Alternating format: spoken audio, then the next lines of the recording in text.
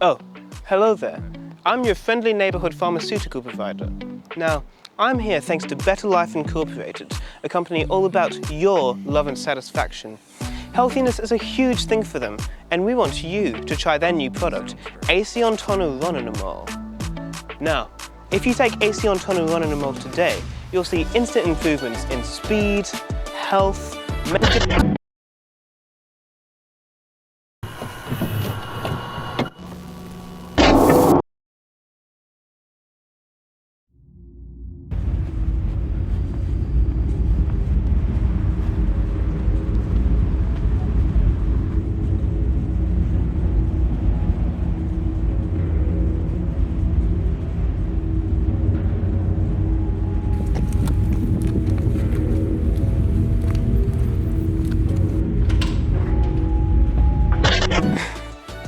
Now, some of our customers have been experiencing side effects, which is typical of any new drug on the market.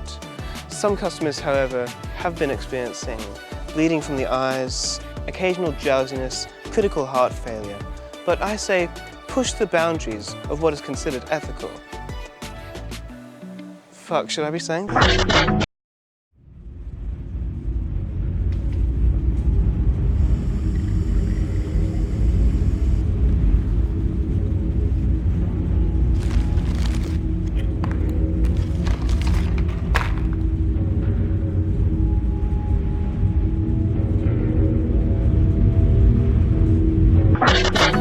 So, some of our customers have been trying new methods of medicating themselves, like drinking their own piss. Are you fucking stupid? You know that it is harmful if you don't start using our newest pill, phonotonuronic acid, the next step in urine cleansing.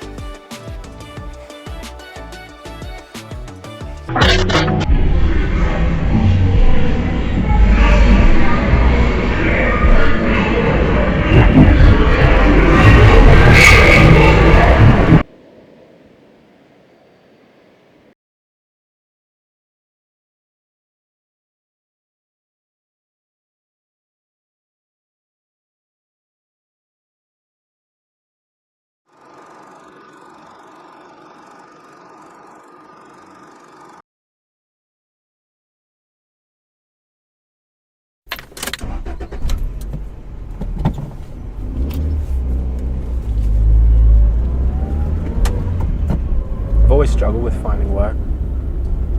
Always hated it. Whatever I've done, cashier, accountant, business manager, it's all the same. Blip on my mind, something that eats away at my time, pays the bills. It's nothing work to me. Emotional labor, one could say. So wanting to stay at this job, wanting to do or keep it is something of an issue. You can relate. I don't know. Maybe you enjoy driving people around. It's no easy task to want to do it, to lie to yourself every day, to wake up and find yourself needing to do this bullshit. I hate it. The arduous nature of everything, the pointlessness of it all. Everything that I put into this world, the needless value of it. Can you even call it value?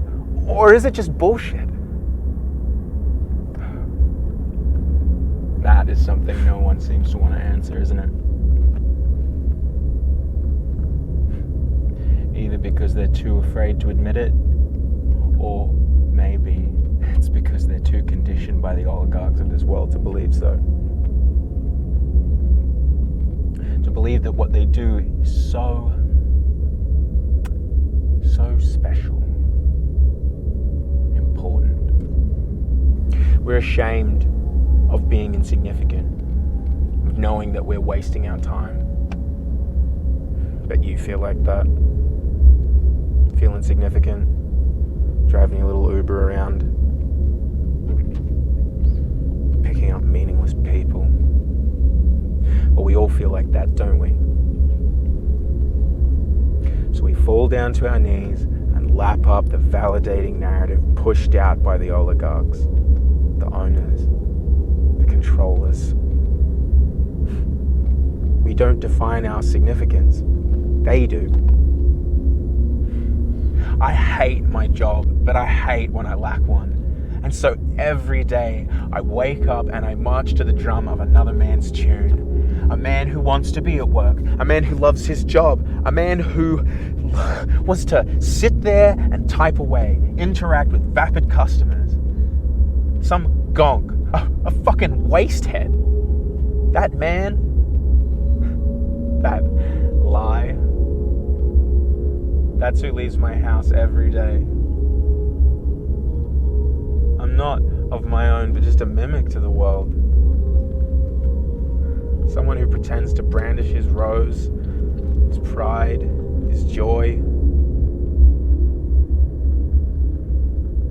Presents as if he is content in what he does, but no. I'm not. I'm a slave to the easy route I take. How soft its paving is under my soles. How little resistance it causes.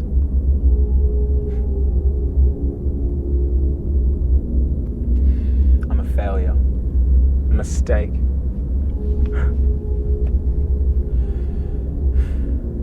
I sit and watch as my rose crumbles before my hands. Let it do so like a coward, like some spineless creature, too preoccupied with its own leisure to notice the weight falling across its body. The consuming thick liquid enveloping its form.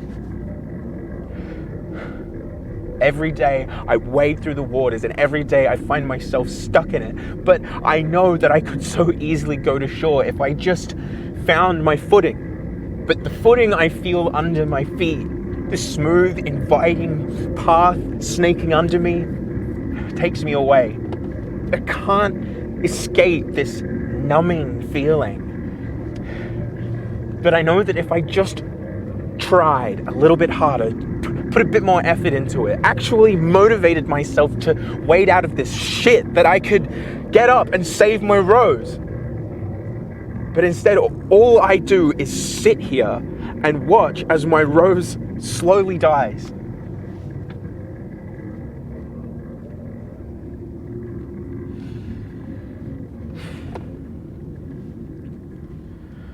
So how's your week been?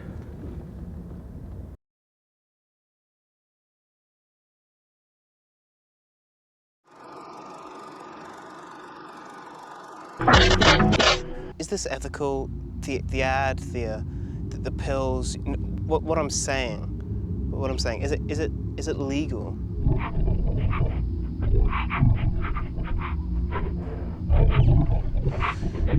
Okay.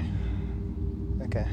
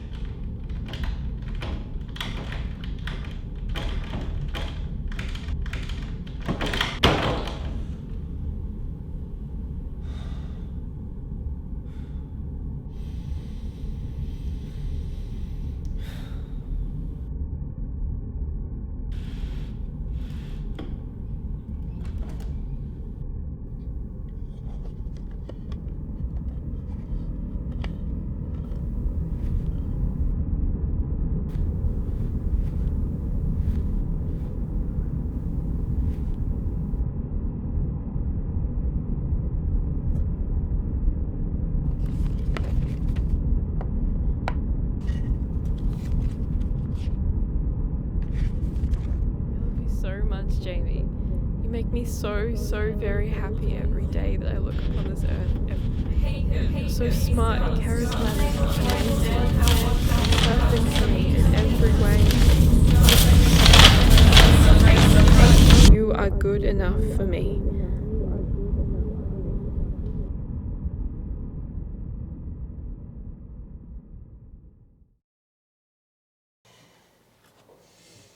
Morning.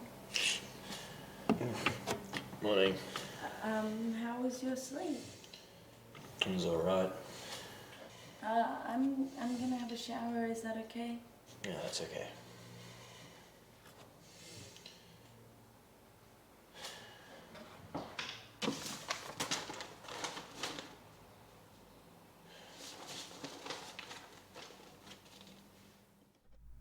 I often go over the various sexual encounters I have had. Who they were with, what we did, how they either hate their husbands or themselves, or just how hollow the whole affair was. A new day, new women to fuck, new way to cover up myself and smother my feelings. It is fun when it happens, gratifying when you know that they want you, that you're better than their significant other, the one person who had the gall to devote their lives in service to you. But every time I wake up next to these women, I don't feel comfort. No sense of belonging, no urge to turn over and make them feel safe. The room is solely filled with a sense of emptiness. Even if they were lovely and cooked me breakfast, I couldn't shrug off this looming nothing. No chance to take in something new. All I had was the past, the thoughts that these women were not and never will be Jenny Dunne. Even if these women were more experienced, wittier, sophisticated, I could never shrug off the past of Jenny Dunne. They didn't laugh right, smell right, or talk with her same mannerism. Nothing in my mind could match my expectations. Nothing but Jenny Dunne could do that. So the feelings I had for these women were gone once I awoke, left out the back door as we slept, leaving only a sense of emptiness. Now why'd you fucking end it, you dickhead? Maybe because you never felt like you were good enough for her. Because you'd rather stay alone than be an option to someone you considered a priority. Because you were ashamed to give away just how insecure you felt back then. Because you were young. Because you were pathetic. Now I live with the consequences. The hollowness. The regret of making the wrong decision.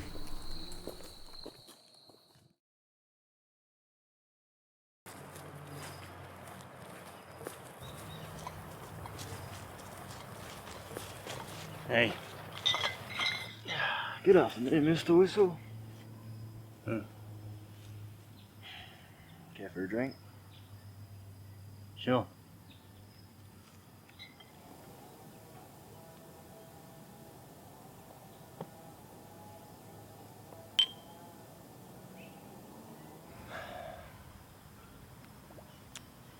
What brings you up here, sir?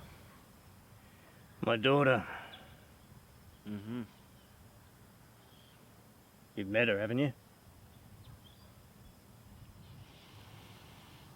How long's she back for? A day, if I have any say in it. Probably a month if she does. Well, it must be lovely having her back. Not really.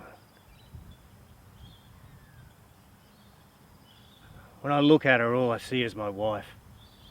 That or her as a baby, back when she didn't have a name, was just a little bundle of skin we took back to our place. After the birth, my wife Dunne stopped making love to me. I don't think we should be talking about this. Hey, I lost any care of privacy in my 30s. But maybe that's normal for the first few months after childbirth. Maybe it was the doting on the baby. All I know is that I'd served my purpose to her. I was now just an obsolete relic, there to facilitate daily life, but not an object of interest. My insomnia started when Zoe was 1. I'd lie awake for hours listening to my wife breathing, my stomach filled with anxious needles, unable to sleep. The less she touched me, the more shame I felt. I knew there was something wrong, but I had too much pride to confront her. I'd want her in the mornings, but she never showed any desire. I'd suggest to go to bed early, and she'd encourage it, but then she'd just stay awake for hours after I fell asleep. I'd never known regret like that before. Regretted not knowing Dunne like that before. Regretted choosing the wrong woman, the wrong life. Maybe it's me. Maybe I didn't deserve to be loved. But I couldn't divorce her. That would have torn our family apart. Waiting was the right thing to do, and so I did, for Zoe. Days were long after that, hard to bear, unless I filled them with mindless activities, or better yet, my job at the university. Women offered themselves to me there, but I always turned them down. It's always a hollow affair. Things like that.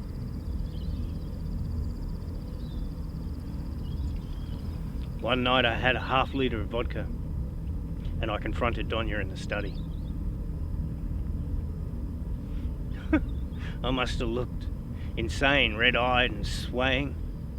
And I told her, I said, the way we were living was inhuman, and that I loved her, and that she needed to explain to me right now what was wrong, or I was gonna leave. She didn't even look up from her book.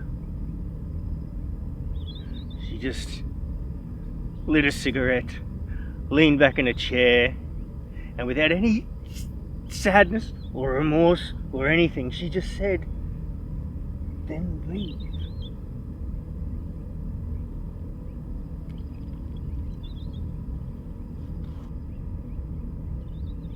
I contemplated killing myself. What a thing to do. But at least it would get her attention. I contemplated smashing her things, burning her clothes, Christ, anything to get her to listen, to remember what it was like in those first few months. I was so happy.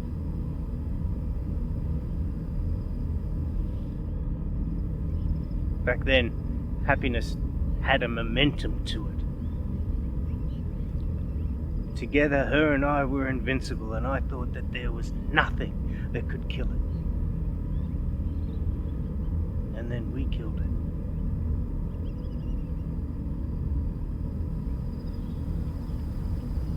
I can't pick the moment when it all crumbled, the moment it all fell apart, but I would give anything to go back to the way we were, if even for a day.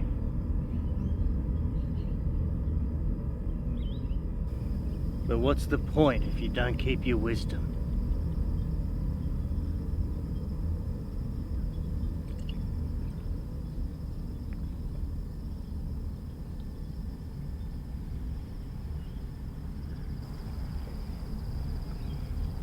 So, Jamie,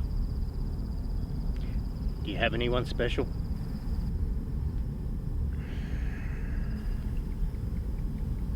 Sorry, Mr. Whistle. I gotta go.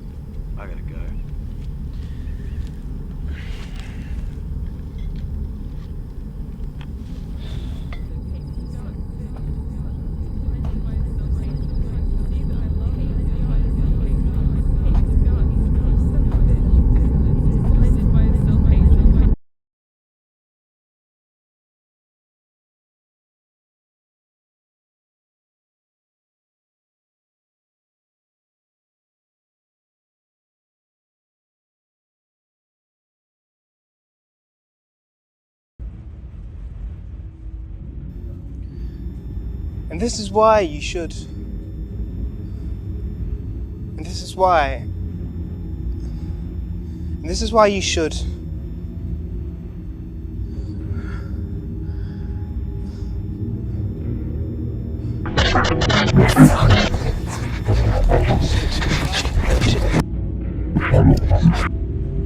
Fuck.